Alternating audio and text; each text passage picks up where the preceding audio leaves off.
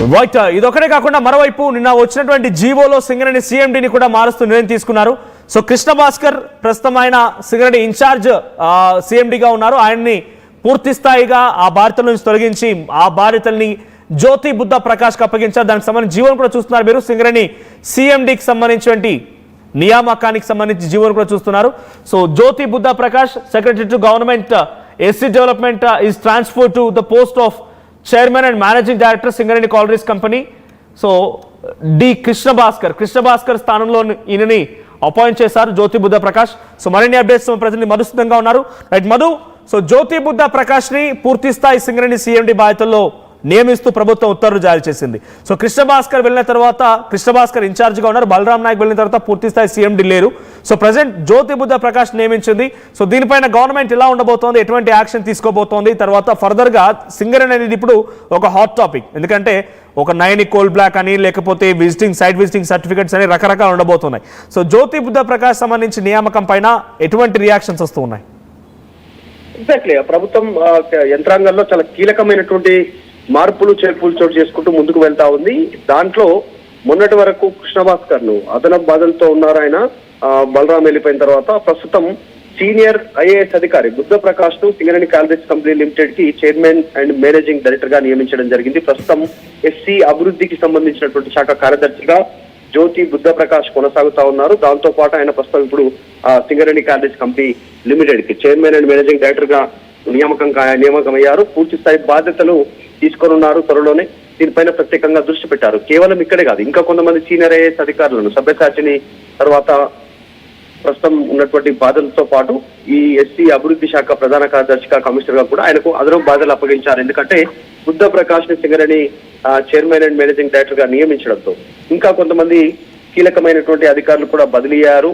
దీనికి సంబంధించి ప్రస్తుతం గిరిజన సంక్షేమ శాఖ బాధ్యతల్లో కూడా ఆయన కొనసాగేటువంటి అవకాశం ఉంది. సభ్యసాచి తర్వాత కాత్యాయని దేవిని ప్రజావాణి రాష్ట్ర నోడల్ అధికారిగా బదిలీ చేశారు.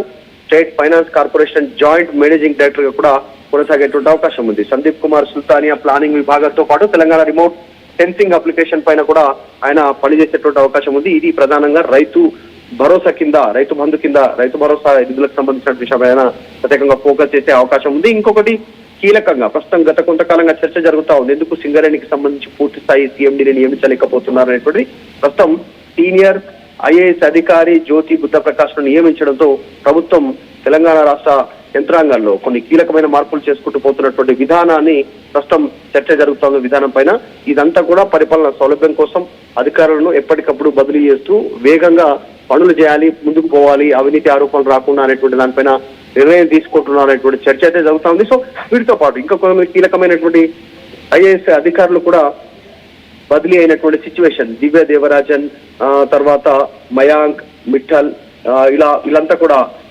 రఘురామ్ శర్మ వీళ్ళంతా కూడా ప్రత్యేక కార్యదర్శులుగా నియమిస్తూ వాళ్ళందరికీ ఉత్తర్వులు జారీస్తూ ప్రభుత్వం నిర్ణయం తీసుకున్నారు. కార్యదర్శి రామకృష్ణ. సో ప్రస్తుతం చర్చ జరుగుతా ఉంది. మొత్తానికి సీఎండీగా సింగరేణికి సంబంధించి బుద్ధ ప్రకాష్ నియామకం కావడంతో చర్చ జరుగుతా ఉంది.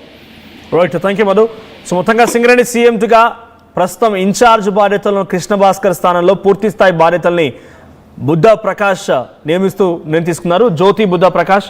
సో ప్రజెంట్ సింగరేణి అనేది ఒక హాట్ టాపిక్. రాజకీయ వేడికి, రాజకీయ రణరంగానికి సింగరేణి ఒక కారణమైంది. మరి ఇప్పుడు దాన్ని ఎలా సార్ట్అవుట్ చేస్తారు ఈ అధికారి? సో ప్రస్తుతం ఆయన ఎస్సీ డెవలప్మెంట్ సెక్రటరీగా పనిచేస్తున్న ఆయనని పూర్తి స్థాయి బాధ్యతలో సింగరేణి సీఎండీగా బాధ్యతలు ఇస్తూ ప్రభుత్వం నిర్ణయం తీసుకుంది. సో ఎటువంటి విధంగా ఉంటుందో చూడాలి. సో ప్రజెంట్ కీలకమైనటువంటి అధికారుల మార్పు చేర్పులతో రాష్ట్ర ప్రభుత్వం పలు జీవోలను జారీ చేసింది. సో మరీ ముఖ్యంగా జిహెచ్ఎంసీ 300 డివిజన్ని 3 కార్పొరేషన్లుగా, ఆ తర్వాత 150 డివిజన్ల జిహెచ్ఎంసీని, 75 మల్కాజ్గిరి, 75 షేర్లింగంపల్లితో పాటుగా సింగరేణి సంబంధించి సీఎండీకు నియమిస్తూ నిర్ణయం తీసుకోవడం సంచలనంగా మారింది. సో ప్రజెంట్ ఈ హ్యాపెనింగ్స్ పైన, ఈ మార్పు చేర్పుల పైన అటు సింగరేణి కార్మికుల్లో కానివ్వండి, జిహెచ్ఎంసీ పనులు ప్రజలుగా మీరు ఎలా చూస్తారు? కామెంట్ చేయండి.